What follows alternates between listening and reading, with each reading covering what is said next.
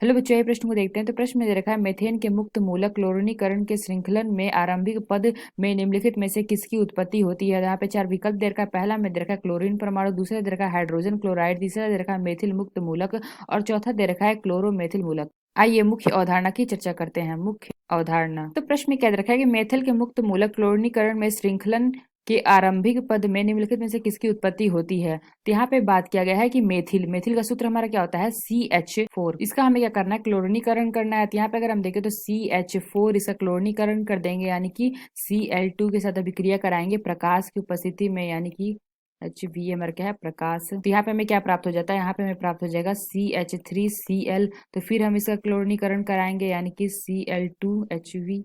तो ये हमारा क्या हो जाएगा, CH2Cl2।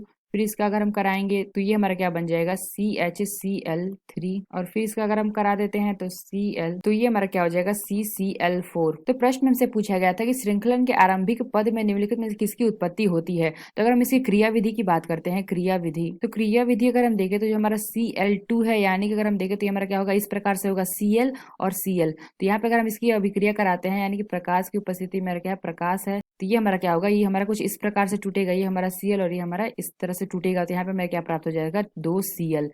ये हमारा क्या प्राप्त होता है, ये हमें प्राप्त होता है मुक्त मूलक। तो ये हमारा क्या कहलाता है, मुक्त मूलक कहलाता है। तो वही हमसे प्रश्न में पूछा गया था कि निम्नलिखित में से किसकी उत्पत्ति होगी। तो यहाँ पे हमने देखा पहला में दे रखा है क्लोरीन परमाणु, तो यह विकल्प हमारा गलत है। दूसरा क्या दे रखा है हाइड्रोजन क्लोराइड, तो ये विकल्प भी हमारा गलत है। तो सी क्या दे रखा है मेथिल मुक्त मूलक, तो ये हमारा गलत है। तीसरा चौथा क्या दे रखा है क्लोरी मुक्त मूलक, तो यहाँ पे हमने देखा 2Cl, यानी कि यहाँ पे देखे मुक्त मूलक, यानी हम कह सकते हैं जो हमारा डी विकल्प है, यह विकल्प हमारा सही होगा। तो आशा करते हैं आपको समझ में आया होगा। धन्यवाद।